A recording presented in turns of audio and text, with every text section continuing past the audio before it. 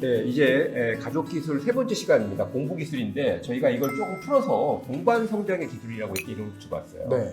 공부시킬 때 너 공부해. 네. 네, 그렇게 한다고 공부하는 아이는 안 네, 합니다. 안 하죠, 그죠? 네. 보통 보면 이제 우리 현장 이제 현실에서 보면 부모님들이 아이 성적표를 보고 또 네. 아이 성적을 보면서 만족하는 경우는 극히 네. 없죠. 네, 드물다고 봐야 되겠죠. 네, 성적이 저 모양이면 아이도 좀 뭔가 열심히 해줘야 되는데 근데 이제 중요한 게 있습니다.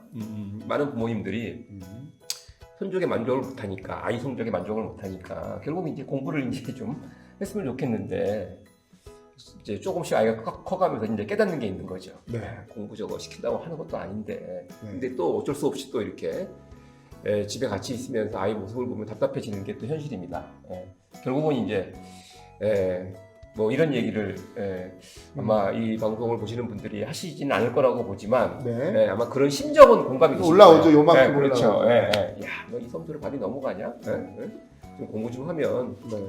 제가 늘 말씀드리지만 아이가 열심히 노력하는 모습을 보여주면 너도 좋고 나도 좋고 맞아요. 우리 가족이 다 행복하고 네. 대한민국 발전에도 기여할 것 같은데 네. 그렇게 마음에 안 드는 게 또 현실입니다. 자, 이 문제를 이제 우리는 어떻게 봤냐면 이렇게 봤어요. 사실 이제 공부에 필요한 것 여러 가지 조건들이 있잖아요. 네. 근데 이제 한국 사회에는 이 능력주의라는 것이 되게 뿌리 깊게 남아 있는 것 같아요. 네. 그래서 결국 노력하면 성공할 수 있다. 네. 근데 제가 볼 적에는 거꾸로 또 노력하지 않는 아이들과 오랫동안 만나서 마음속 얘기를 들어보면 나라고 노력하고 싶지 않겠느냐. 그러니까 뭔가 이제 조건이 안 맞는 게 있는 거죠. 네. 그래서 이제 사실은 안타깝게도 우리나라에는 아직까지 좀 생소하지만 교육 선진국에서는 개별화 교육, 모든 아이는 다 열심히 공부할 수 있다. 단지 문제는 그 아이가 갖고 있는 공부 개성을 잘 발휘할 수 있도록 잘 도와주는 거고 이제 그런 개별화 원리 사이의 충돌이 아니겠는가. 그래서 저희는 이제 이 문제를 좀 어떤 한국에는 전통적인 학습에 대한 성공론이 있는 것 같아요. 네. 첫 번째 제가 꼽아보면 의지가 의지가 있어야 돼요. 의지. 두 번째는 이제 노력하면 성공할 수 있다. 네. 그다음 세 번째는 이제 머리가 좋아야 된다. 네. 뭐 이제 보통 이런 전통적인 거기에 최근에는 이제 사교육 환경에 되게 강력한 영향을 미치는 걸로 이제 이렇게 생각을 하는데 이제 그런 것들이 현실에서 사실은 이제 많은 문제를 일으키고 있다라는 생각을 합니다. 네. 그래서 사실은 공부도 과학이거든요. 네. 보통 이전에 우리가 뭐 침대는 과학이다. 아, 이런- 침대보다 훨씬 과학이죠. 네, 그렇죠. 이제 이런 학습 과학이 사실은 이제 이미 상당 수준 정립이 돼 있잖아요. 네. 이런 것들을 이제 효과적으로 활용해서 부모님이 말 그대로 해도 안 되는 공부 시키는 방법이 아니라 같이 공부하면서 성장할 수 있는 그래서 정말 꼭 필요한 그런 이제 가족 기술로서 공부 기술을 한번 잘 배워서 쉽고 편안하게 잘 활용했으면 좋겠다 이런 생각입니다. 네. 네.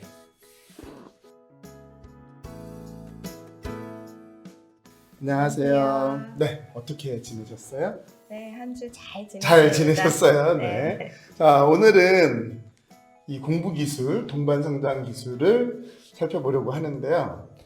나를 이해하고 우리 가족과 어떻게 지내면 좋을까, 뭐 여러 가지 방법도 사용해서 마음을 나누고 좋은 시간을 보냈지만 이 아이는 그 시간 이후에 공부하러 가요? 아니면 스마트폰이요?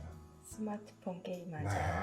좋은 관계 만들어 놓고 가정에 좋은 분위기 만들어 놨는데 그것이 이제 이 부모는 부모의 일을 아이는 아이의 일을 하기를 바라는데 그게 잘 안 되더라는 거예요. 근데 어떻게 하면 이 아이들이 더 잘할 수 있을까 도와주는 방법들 좀 살펴보도록 하겠습니다. 네. 학습자에 대한 이해가 필요한데 인간의 뇌는 기본적으로 이렇게 3중으로 되어 있다고 봐요. 네. 가장 안쪽에 있는데 뇌관, 생존과 관련되어 있어요. 그 다음에 이걸 덮고 있는 변형계는 감정과 관련되어 있고 그 다음에 이걸 덮고 있는 심피질은 사고와 관련이 있습니다. 네. 그래서 이렇게 생겼어요. 이렇게 좌뇌와 우뇌 그다음에 이렇게 보면 생존뇌, 감정뇌, 사고뇌 이렇게 보시면 되는데요. 그래서 생존과 관계와 성장이 다 인간에게 아주 중요한 부분인데 이 뱀의 뇌에 말을 걸지 마라 라는 걸 보면 가장 파괴적인 뱀의 뇌가 활동하면 다른 뇌는 작동을 멈춘다는 거예요. 상대가 뱀의 뇌 상태에 있으면 설득되지 않는다. 네. 토끼의 뇌가 이 변형계, 포유류의 뇌, 감정뇌, 그다음에 사람뇌, 대뇌피질 이 수준으로 올라올 수 있도록 유도해야 한다는 거거든요.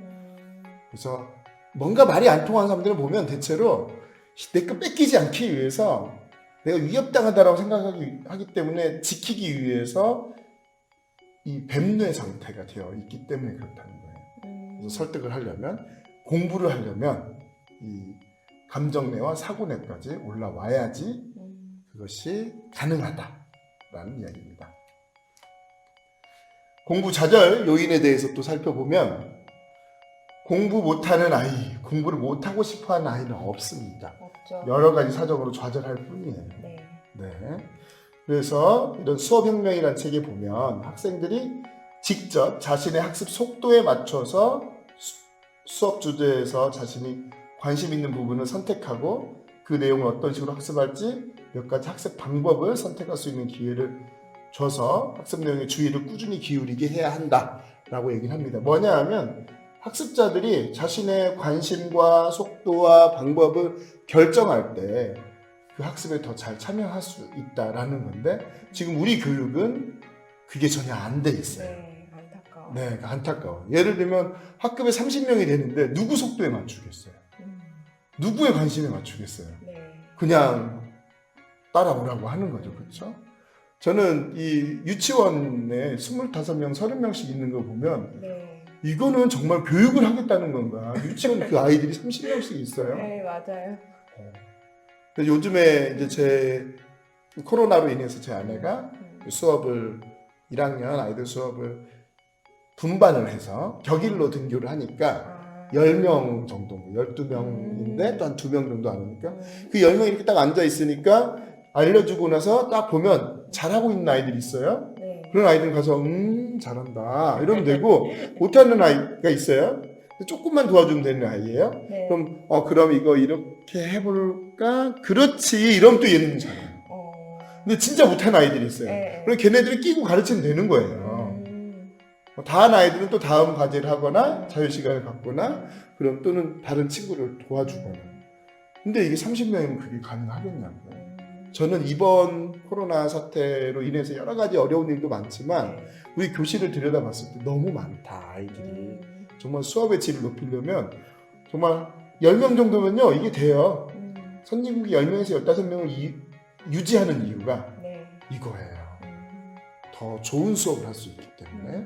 자, 그래서 공부 좌절 요인이 이런 이유가 있는데 지금까지 우리 한국 교육이 지향해왔던 이런 집단, 공장과 같은, 양계장과 같은 그런 것들이 미친 영향도 크다. 라는 이야기를 드리면서 그런 변화도 필요한데 그 변화가 오기까지 기다리고 있을 수만은 없단 말이에요. 네. 요구하고 계속 그래야 돼요. 네. 그러면서도 우리가 할 수 있는 일을 해야겠죠. 공부해라, 공부하자. 제가 만약에 이라님이 제 자녀라고 했을 때 엄마나 아빠가 이라야 공부해라 라고 하면 어때요? 하고 싶은 마음이 들어요? 하려고 했던 마음도 그 말이 에이 진짜 하기 하기 싫죠. 싫어졌어. 이렇게 된단 말이에요. 네. 네. 하고 싶은 마음이 들었다가도 하기가 싫어지는 마법과 같은 말이에요. 공부를 하지 공부하자? 않게 하는 헤라가 해라. 네, 공부해라는 하고 싶은 마음도 사라지게 하는 마법 같은 말이다. 공부하자라고 하면 어떠세요? 공부하자. 역시 하기 싫죠. 엄마 아빠 안 하는데 하자고 안 하지. 하면서. 그래서 아이가 뭔가 할 때 엄마 아빠도 같이 공부를 하는 것이 좋다라고 이야기를 하는데요. 보면 이제 이 전혜성 박사님의 공부하라 대신 공부하자 하니 대학 잘 가더라. 꼭 대학만이 아니라 공부하는 학습 환경이 만들어지는 거죠. 아이는 공부하고 있는데 아빠는 소파에서 넷플릭스 보고 있고 엄마는 안방에서 부부의 세계 보면서 이러고 있으면 애들은 공부가 되겠어요? 자기도 몰래 이거 보겠죠, 그렇죠? 네. 그래서 공부하라란 말 대신에 공부하자라고 했다. 집에 어디에 가나 책상이 있고 먼저 공부하는 모습을 보여줬다. 꼭 공부가 아니더라도 뭐 부모가 먼저 보여줬다라고 이야기를 하는데 참 쉽지는 않습니다. 네. 이분이 훌륭한 분이신 것 같고 네. 아무튼 좀 더 구체적인 방법을 알아보려고 해요. 그래서 그냥 시키는 것보다는 함께하는 게 좋다라는 것을 네. 이해하고요.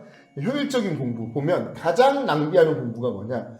교실 수업을 낭비해버려요. 그 다음에 사교육 관리에 의존을 해요. 네. 그러면 사교육이 공교육의 효과를 무력화시킵니다. 네. 고비용 저효율이 되죠. 음. 그 다음에 교실 수업에서 소극적이에요. 네. 그리고 수업과 무관한 자습을 하거나 아니면 사교육을 하거나 이러면 서로 상쇄되는 거예요. 네. 중비용 중효율입니다. 네. 가장 효율이 높으려면 교실 수업을 적극적으로 해야 되고 그리고 수업과 연계된 자습을 해야 됩니다. 그래야지 높은 효율의 수업이 이루어지게 되는데 학습의 말을 보면 배울 학자의 익힐 습자예요. 네. 배우고 익힌다. 학교에서 배웠어요. 음. 이때 적극적으로 배워요.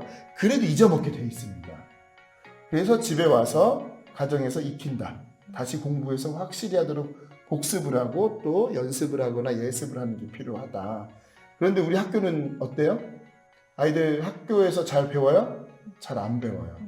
집에 와서 익혀요? 아니면 학원 가서 또 학해요? 학하죠. 네. 학학. 학교에도 학원 가서도 그러니까 애들이 학되고 그냥 학을 떼는 거야. 학을 떼는 거야, 진짜. 학만 하니까. 네. 해도 잘해지지가 않아요. 학만 해서는 잘해지질 않아요. 열심히 노력은 한다고 하는데. 근데 나름대로 시간과 노력을 네. 들였는데 잘해지지 않으니까 생각해보세요. 내가 요리를 이렇게 하고 뭐 요리책도 좀 보고 뭐 동영상도 좀 보고 요리를 하니까 맛있어. 전부 다. 주변에서 반응도 와 또 맛있다 좋다 이러면 어때요? 더 열심히 더 맛있는 거 해주고 싶은데 아무리 해도 다들 표정이 싸늘해. 한 숟가락 딱 떠고 그냥 나가. 그럼 안 하고 싶죠. 네. 사실 우리 아이들이 학되느라 학습에 대한 효능감이 없어요. 공부하는 시간은 많이 들였는데 실력이 좋아지질 않아. 여전히 새로워. 네. 왜? 습해서 완전히 자기 걸로 만드는 경험을 별로 안 해봤기 때문에 그렇습니다. 그래서 이 습하는 방법 5가지를 정리를 해봤습니다. 20년 동안 초등학교에서 아이들을 가르쳤고요. 5아이를 키우면서 나름대로 활용하고 있는 방법이라 또 너무 어려우면 못해요. 네. 너무 어려우면 못해요. 하다가 이전에 만들어 놓은 좋은 가족관계 다 깨는 거예요. 이것 때문에. 그래서 너무 어렵지 않은 그러면서도 나름 흥미로운 또 효과가 있는 방법을 소개를 드리면 한번 읽어주시겠어요? 복습, 연습, 독서, 글쓰기, 토론. 네, 아주 그냥 기본적인 건데 가정에서 어떻게 이 기본적인 것을 함께 할 것인가 살펴보도록 하겠습니다. 학교에서 수업을 열심히 하는 게 첫 번째고요. 복습을 해야지 수업 효과가 지켜집니다. 우리 반 아이들이 했던 방식은 이렇게 마인드맵을 했어요. 그날 공부한 내용을 이렇게 중요한 어떤 소주제, 수학이다 그러면 모두먼과 토의를 했고 모르는 것, 알려주는 것, 어떻게 했지 공부한 것들을 기억을 하면서 써보는 거예요. 이렇게 마인드 매핑을 하면서 마인드맵에 대해서는 인터넷에서 자료 찾아보면은 하는 방법들이 많이 안내가 되어 있으니까 한번 해보시면 도움이 됩니다. 이게 왜 좋냐? 마인드맵으로 정리를 하게 되면 좌뇌와 우뇌를 함께 활용합니다. 이런 문자와 그림 또는 이 가지에 의해서 구조를 구성하는 것까지 그래서 이 두 뇌가 함께 작용을 하니까 학습 효과가 더 높아요. 그리고 이거 하다 보면 아이들이 재밌어요. 이런 거 그리고 재밌어 하지 않아요? 네. 재미있으니까 어떤 감정이 도와줘요. 네. 이 옆에 있는 것은 칭찬, 감사, 용서. 그래서 288 엄마를 도와 설거지함. 289 친구 숙제 도와줌. 296 엄마 늦게 오신 거. 그래서 속상했나 봐요. 근데 마음으로 용서했다는 건데 재밌는 것은 다음 날은 몇부터 시작할까요? 297? 7부터 시작을 해요. 297부터 시작을 해요. 그래서 지금 5월인데 11월 정도 되면 1000이 넘습니다. 스스로를 칭찬하고 타인에게 감사하고 타인에게 용서를 구하거나 스스로 용서하는 이런 글쓰기를 1000번을 했다고 생각해 보세요. 이 아이의 마음이 깊어지는 거죠. 보통 아이들은 공부를 하더라도 하루가 쭉 지나고 나면 이전의 것이 잘 기억이 안 나요. 네, 그렇죠. 근데 집에 가서 오늘 무슨 일이 있었지? 돌아보면서 지적인 것을 떠올리고 경험에서 정서적인 것을 떠올려서 기록을 하면서 감사하고 칭찬하고 용서한다. 어떨 것 같아서 1년간 이것을 했다면 네, 뿌듯할 것 같아요. 네, 뿌듯해요. 아이도 성장하고 그리고 우리 반 학부모님들이 좋아하셨던 이유 중에 하나가 애가 학교 갔다 오면 자기 방에 가서 뭘 하고 있어. 제일 바라는 거 아니에요, 엄마? 네, 하고 있어. 그래서 이렇게 뭔가 이렇게 보면 요구하고 있는 거예요. 되게 좋아하시죠. 그래서 학원도 많이 줄이고 안 가는 애들이 많았어요. 우리 반 아이들. 왜냐하면 학원을 가면 이걸 할 시간이 없으니까. 보통 요즘 어떠냐면 우리 애 학원 가는데 방해돼요 이런단 말이에요. 숙제 내주지 마세요. 우리 애 학원 가는데 방해돼요. 저는 참 그런 말을 들은 적은 없어요. 왜냐하면 초반부터 계속 설명하고 이렇게 하니까 대신 학원 많이 보내는 아이는 가정학습을 내가 관리하지 않겠다. 왜냐하면 이 아이는 너무 힘들다. 학원을 줄여주시면 이 아이가 가정에서 혼자 할 수 있도록 내가 더 도와줄 수 있겠지만 학원대로 다니고 이것까지 시키려고 하면은 아주 기본적인 것만 내가 시키지 더 시키지 못한다. 이 아이가 너무 힘들다. 어때요? 부모 입장으로 그런 말 들으면? 선생님한테 아이를 맡기고 싶네요. 아, 네. 학교를 나왔어, 근데. 이미. 선생님들이 이렇게 아이들 가르칠 수 있도록 도와주고 있습니다. 네. 자, 수업 효과가 사라지기 전에 마인드맵으로 고정시킨다. 공부했어도 이때 뇌에서 회로가 형성됐다가 시간 지나면 형성된 게 또 풀려요. 다른 게 간섭 효과가 생겨서 좀 헷갈려지고 흐릿해지고 사라져가요. 그런데 이렇게 그려놓으면 머릿속에 딱 기억이 되어 있어요. 딱 떠올릴 수가 있어요. 이게 복습 기술이고요. 그러니까 할 때 뭘 쓰죠? 내가 무슨 경험을 했나? 내 몸으로 무슨 경험을 했나? 내 머리로 무엇을 알게 됐는가? 그다음에 내 마음으로 뭘 느꼈는가? 앞으로 더 하고 싶은 것이 무엇인가? 간단해요. 줄여서 경알르하. 뭐라고요? 네, 경알르하. 이 네 가지가 우리가 하는 여러 활동들의 학습에서 중요한 활동들의 핵심이기 때문에 이 부분에 대해서 한 줄씩만 써봐도 상당히 좋아요. 1년에 200일이에요. 학교 수업 일수가 지금 한 190일 정도 되는데 한 줄씩만 써도 190줄 쓰는 거예요. 그걸 한 아이와 안 한 아이 어떤 차이가 있겠어요? 엄청난 차이가 있습니다. 자, 두 번째는 연습이에요. 복습을 했는데 어떤 부분은 연습이 필요해요. 네. 예를 들면 농구에서 슛을 딱 배웠어요. 아, 알겠다. 배웠고 복습을 했어요. 근데 잘하려면 어떻게 해야 돼요? 연습을 해야 돼요. 연습은 힘들어요. 연습은 힘들어요. 자, 특히 이제 수학의 경우에 연습이 많이 필요합니다. 수학과 영어가 연습이 많이 필요한데 영어는 나중에 말할 기회가 있을 거예요. 좀 시간이 좀 길기 때문에 나중에 또 기약을 하고 이 수학에 대해서 좀 이야기를 하자면 제가 아이들 보통 5학년, 6학년을 가르치면서 수학을 점검을 해보면 2학년 때 곱셈 하면서 4학년 때 나눗셈, 특히 4자릿수 나누기 2자릿수 하면서 굉장한 고통을 겪고 수포자에 싹이 트기 시작해요. 싹이 터요. 그 다음 5학년 때 약수, 배수, 공약수, 공배수 이미 헷갈리기 시작하죠. 네. 성인들도 헷갈려요. 분모가 다른 분수의 덧셈, 뺄셈. 엄청 헷갈립니다. 여기서 수포자가 확 생겨납니다. 네. 그래서 이걸 다 점검해서 하나씩 연습해서 그 회복시켜주는 그런 수업을 하면 아이들이 유능감을 느껴요. 그러면서 나도 할 수 있구나 하면서 실력이 향상이 되는 경험들을 많이 했었는데요. 이 연습을 하는 것은 문제집을 활용하는 게 좋습니다. 네. 문제집만 풀면 문제지만 학교에서 수업하고 그것을 복습을 한 다음에 좀 더 다양한 문제를 풀어보면서 연습을 하기 위해서 이런 문제집을 활용을 하는데요. 중요한 거는 문제집이 너무 어려우면 안 돼요. 너무 어려운 문제집을 만나면 좌절감을 느껴요. 그냥 100점 맞지 않아도 되니까 네가 배운 것을 연습해서 능숙하게 하는 아주 어려운 그런 문제들 때문에 아이들이 너무 좌절을 많이 하거든요. 네. 그래서 좀 쉬운 문제집으로. 전 개인적으로 센이라는 문제집을 별로 좋아하지 않습니다. 수포자를 양성하는. 그거 추천한다고 한 줄 알고 깜짝 놀랐네요. 그 수포자를 양성하는 문제집 중에 하나라고 생각을 해요.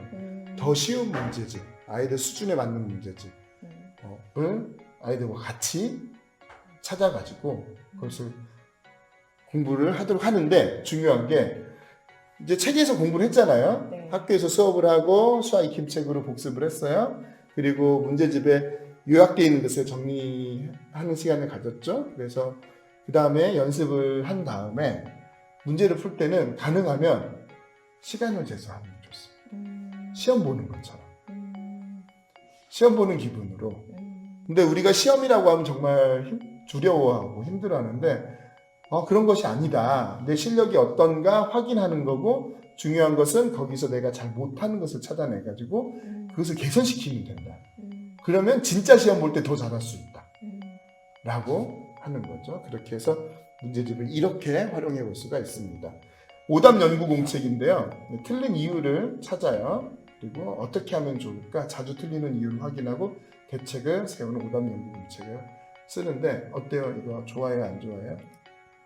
저 오답 이거 학교 다녔을 때 선생님이 그렇게 하라고 했는데 하지 않았던 게 네. 생각나네요. 정말 하기 싫어하는데, 네. 왜냐하면 나의 부족한 면을 보게 한다라고 생각하는 거예요. 틀린 거 보고 싶겠어요? 무슨 싫어. 시험 보면 끝난 거지. 끝난 게 끝! 시험지 버려! 이제 놀아야지. 다시는 보고 싶지도 않아, 이제. 였는데, 좀 놀고 와서 이 오답을 연구를 해보면 내가 어떤 약점이 있는가, 자주 틀리는 것이 무엇인가를 알게 되는 것이 되게 도움이 됩니다. 그래서 그냥 오답 공책보다는 연구 공책, 연구해라. 연구해라.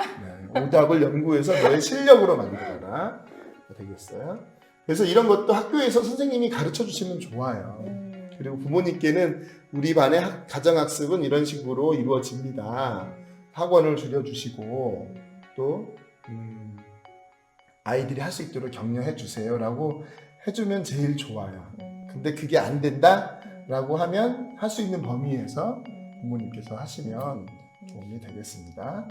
자, 이번에는 독서인데, 여기 이 영상을 보시는 분들이 그 어린아이에서부터 중학생, 고등학생 자녀까지 다양할 거라고 생각합니다. 그런데 좀 제 자녀는 어린아이부터 고등학교 3학년까지 있는데, 그래도 제가 좀 전공이 네. 초등이다 보니까 좀 어린아이들 중심으로 독서에 대해 좀 말씀을 드리자면, 아직 어린아이들, 한글을 모르는 아이들에게 참 좋았던 스팟 아기 날개책이었어요.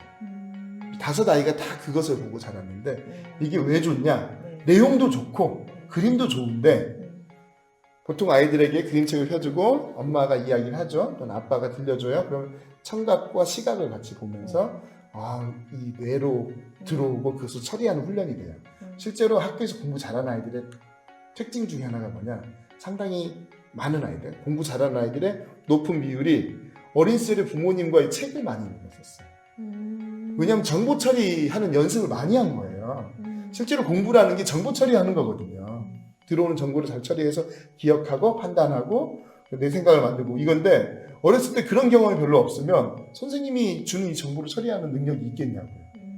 그래서 읽어주는 것이 대단히 좋은데, 이 스팟 책은 딱 어떠냐면, 펼쳐요. 그러면 스팟 어디 있니? 책상 밑에 숨었나? 그러면 이게 덮여 있거든요. 그러면 아이가 가서 다 열어요. 거기에 아니야, 늑대야, 뭐 이렇게 있어요. 그럼 다 넘어가서 스팟 어디 있니? 같은 문장이 반복되면서 침대 속에 숨어 있나? 딱 열어보면 쟤는 악어가 나오면서 아니야, 나 악어야. 이렇게 넘겨봅니다. 화법북처럼. 화법북처럼. 그래서 시각과 청각과 체감각을 다 써요. 호기심을 가져요. 그때 이 뇌의 처리 속도 굉장히 빠르거든요. 그래서 이 책 너무나 좋다. 수많은 좋은 책이 있는데 이 책 굉장히 좋다라는 이야기. 그리고 한글 배울 때도 이 책으로 많이 했어요. 그래서 이거 딱 그러면 아이가 이래요. 스팟이 어디에 숨었나요? 이렇게 읽어요. 그러면 이거 뭐야? 그러면 이게 한글을 배우는 과정인 거예요. 이렇게 순서대로 이렇게 되는 거죠. 그렇죠? 네. 그다음 마법천자문을 권해요. 이제 초등학교 가면서 한글을 알게 되면 이제 우리말이 한자어로 많이 되어 있잖아요. 네. 그래서 이 한자를 좀 쉽고 재미있게 배우고 예를 들면 저희 아들하고 저희 아이들하고 했던 건데 불어라 바람풍 그러면 아이들이 막을 팡 막 이러고 이런 식으로 불화 이러면은 물수 이러면서 그래서 우리말의 기본이 되는 한자들을 익힐 수 있는 재미있게 익힐 수 있는 책입니다. 그다음에 Y 시리즈 아이 좋아했죠, 그렇죠? 네. 엄청 좋아하죠. 엄청 좋아했죠. 네, 이 아이들의 뇌 속에 Y 시리즈의 정보들이 다 있어요. 숨어 있어요. 공부하다가 그것과 관련된 게 있으면 딱 떠오르면서 연결됩니다. 하나의 지식이 돼요. 근데 그런 게 없다라고 하면 생으로 다 배워야 되는 거예요. 그래서 어렸을 때 재미있게 볼 때 Y 시리즈, 후 시리즈 자신의 삶에 대해서 고민을 하는데 타인은 어떻게 살아가는가, 뭔가 희생하고 재미있게 또는 의미 있게 산 사람들이 있단 말이에요. 그 사람들이 삶을 어땠는가를 보면서 자신의 삶도 같이 생각해 볼 수 있어요. 그래서 넓어지는데, 지식이 넓어지는데 인간적으로 넓어지는 도움이 되는 책이라고 생각을 합니다. 그 다음 5번째 12살의 인생 수업은 제가 쓴 책입니다. 12살이라고 해서 12살만 보는 건 아니고 어린 시절에 더 성인이 되기 전에 또는 성인이 되어서도 꼭 배우고 익혀야 될 5가지 지혜와 5가지 능력 10개를 배울 수 있도록 해놓은 제가 교실에서 아이들과 실제 수업했던 것들을 퇴직하면서 모든 아이들에게 교실 아이들이 아니라 모든 아이들에게 주기 위해서 만든 책인데 부모님들 같이 읽어보시면 도움이 되고요. 지니잼TV에는 영상도 있어서 영상도 네, 있어요. 같이 볼 수 있게 해놨습니다. 자, 책에 대한 이야기 나눠봤는데 어떠세요? 아이랑 많이 해봤던 거거든요. 뭐 이것도 네. 다 했고, 저는 아이가 하나라서 네. 초등학교 6학년까지 같이 책 보고 읽고 그랬거든요. 네. 근데 그 기억이 나면서 그게 지식적인 면도 물론 그렇죠. 충족이 되지만 엄마와의 그 교감, 정서적인. 정서적인 안정 네. 그런 걸 준 것 같아서 되게 뿌듯하고 좋아요. 네. 이거 했으면요, 걱정 안 하셔도 돼요. 네. 충분합니다. 그럼에도 더 하고 싶다. 네. 여기 보면은 내 아이가 좋아할 책은 반드시 있다. 그래서 아이들과 같이 책을 고르는 것이 좀 필요해요. 네. 서점에 가서 네가 원하는 책 뭐니? 한번 골라와보라고 하고 왜 이것을 골랐는지 이야기를 나누고 이러면 애들이 좋은 책을 고르지 못하는 이유가 뭐냐? 엄마가 다 골라주니까. 선정 도서 그러니까. 근데 애들이 골라오면요 하는 책들이 많아요. 많죠. 하지만 많아요. 그 책에서 얘기해 보면 되는 거예요. 왜냐하면 좋은 책을 고르려면요 안 좋은 책도 안 좋은 책이라고 얘기하기 그렇지만 다양하게 골라봐야 되는 거예요. 이게 골라보고 별로다도 경험을 해봐야 되는 거예요. 네. 자, 이제 글쓰기와 토론의 학습 효과인데요. 가능하면 일기를 쓰는 것이 좋습니다. 왜냐하면 공부를 했어도 내 언어로 말을 하고 글로 써보지 않으면 나중에 그것을 회상할 수가 없어요.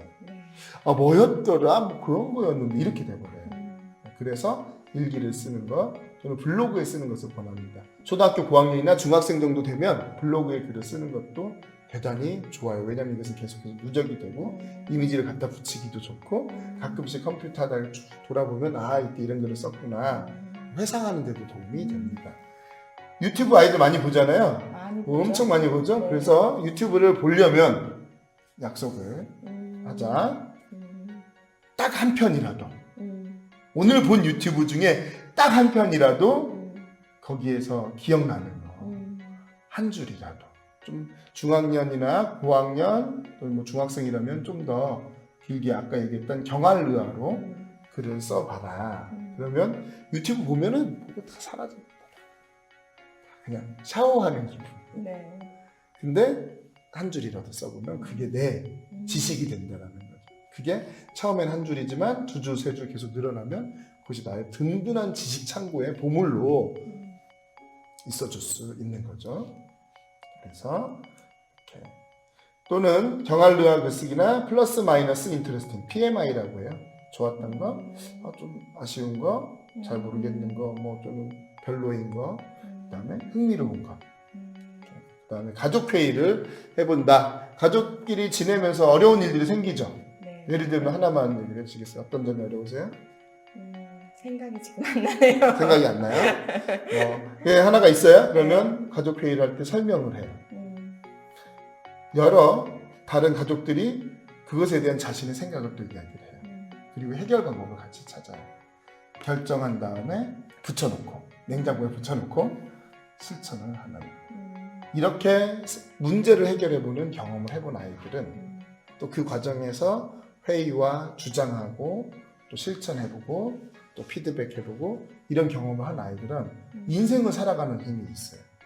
그리고 학교에서는 주로 지식과 관련된 외우고 문제 풀고지만 실제로 직장을 갖거나 사회에서 뭔가를 할 때는 지금 했던 이런 능력들이 굉장히 중요하죠. 그렇기 때문에 세상을 살아가는 힘을 키워줄 수가 있습니다.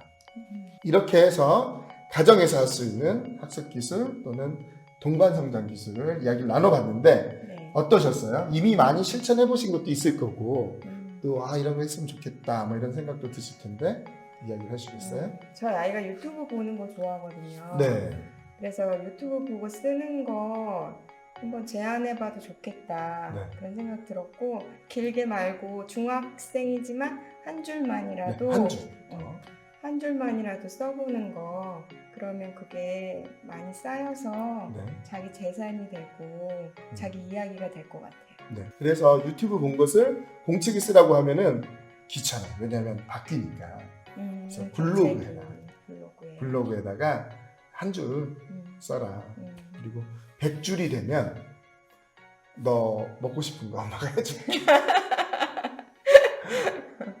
네. 라든지 네, 100줄이 네. 되면 그러면 한 줄 한 줄 하다 보면 오늘은 2줄 쓰고 그렇게 할 수 있겠죠. 네. 네. 그래서 소개드린 이 방법들 중에 하나라도 다 하면 좋겠지만 하나라도 실천해 보시기를 권합니다. 네, 아이들 공부 열심히 하는 모습을 보면 부모님이 밥을 안 먹어도 배가 부르다. 네. 이런 말씀들을 하시는데 사실은 모든 아이들은 다 마음속으로 공부를 열심히 잘하고 싶은 마음이 분명히 있다라는 그 생각은 꼭 잊지 않으셨으면 좋겠습니다. 자, 정윤 선생님한테 많은 내용들을 배우셨는데 간단하게 이제 하나하나 실행하는 방법보다는 좀 앞으로 이걸 잊지 않고 실천하기에 필요한 것들을 한번 정리해 보겠습니다. 분명한 것 같아요. 공부를 못하고 싶은 아이는 없다. 없습니다. 다 잘하고 싶습니다. 제가 가끔 이런 얘기를 부모님들한테 하거든요. 혹시 경제적으로 여유가 있게 살고 싶지 않으면 손 들어보세요. 없죠. 없죠. 건강하게 오래 살고 싶지 않으면 손 들어보세요. 없죠. 없습니다. 근데 인생이 마음대로 안 되죠. 아이들 공부도 마찬가지로. 다르지 않다. 이 생각을 꼭 잊지 않으셔야 될 것 같습니다. 결국 이제 이러다 보면 중요한 게 있어요. 공부를 안 하니까 시켜야 된다는 생각이 얼마나 어리석은 생각인지, 이룰 수 없는 꿈인지. 중요한 것은 우리가 아이 공부를 좌절시키는 많은 요인들이 있는 것 같아요. 앞에도 말씀하신 것처럼 학교에서 교사로서 아이 공부를 이제 오랫동안 이제 지켜보셨잖아요. 그렇죠. 근데 학교에서 열심히 공부하면 집에 가서 또 다른 거 공부하고 나중에 시험 보면 남는 게 없고 없어요. 이제 이런 과정을 몇 바퀴만 돌아도 제가 볼 적에는 그 친구는 허무했죠. 허무한 거죠. 공부하고 싶은 마음이 없고 할수록 내가 바보 같아. 그렇죠. 그래서 특히 가정에서 물론 앞에 말씀하신 되게 중요한 얘기가 있어요. 우리나라의 모든 교실이 한 명 한 명을 다 소중하게 생각하고 진정한 배움과 성장이 일어나는 정말 그런 여건이 돼야지. 그렇죠. 근데 이제 말씀하신 것처럼 우리 아이 교실은 지금 그렇지 않다. 그때 저는 그래도 희망이 있습니다. 뭐냐면 집에서 부모님만이라도 공부해라 이런 것이 아니라 너도 공부 열심히 잘하고 싶은 마음이 있는데 그걸 지금 이제 네가 어려움을 겪고 있기 때문에 그걸 좀 잘 채워줄게 같이 노력하자 이러면 저는 충분히 아이들이 잘 배우고 성장할 거라는 믿음이 있습니다. 결국 이제 중요한 것은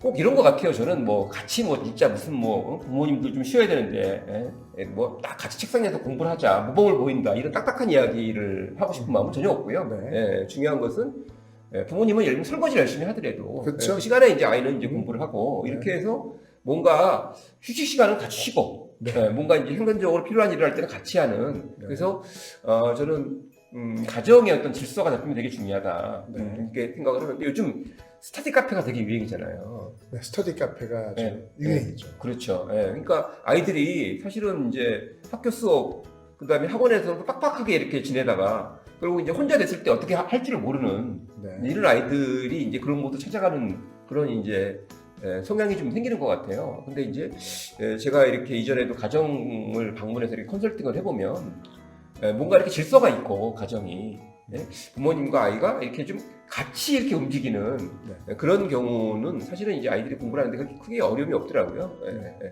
그리고 이제 정리해서 한번 좀 말씀해 주시기 바랍니다. 같이 공부하자. 네, 그리고 공부 의무감을 느끼지 않도록 해야 되는데 뭐냐 하면 하면 할수록 잘해져야지 더 그렇죠. 하고 싶어요. 그렇죠. 근데 공부라는 게 하면 할수록 내가 바보라는 것만 확인하게 된단 말이에요. 네네. 그러니까 허무하고 무력해집니다. 그래서 공부 허무감을 느끼지 않아야 되는데 그러려면 효율성이 뛰어나야 됩니다. 네. 하고 싶은 마음도 있어야 되고 좀 효율적으로 공부를 해야 한다. 그것이 바로 학습이 이루어지도록 하는 것. 네. 학습. 그래서 이것의 중요성에 대해서 자녀와 이야기를 해보고 그 중에 할 수 있는 것들 하나라도 실천을 해본다면 아이가 나름 괜찮은데 해보니까 그렇죠. 되네? 그렇죠. 네. 효과를 보면 이게 네. 유능감이 생기게 하는 거죠. 그러면 더 유능해지고 싶어지고 더 열심히 하게 된다라는 거 말씀을 드리면서 네. 요즘 보니까 하나 덧붙여서 아이들이 학교 생활에 의미가 없다. 이렇게 학교를 떠나는 아이들이 되게 많아지고 있다라고 얘기합니다. 근데 이제 저는 더 두려운 게 있어요. 학교를 떠나는 것도 문제인 것 같아요. 근데 더 안타까운 것은 배움을 의미 없게 생각하면 앞으로의 삶이 참 어려우지 않을까 이런 생각을 해봅니다. 네.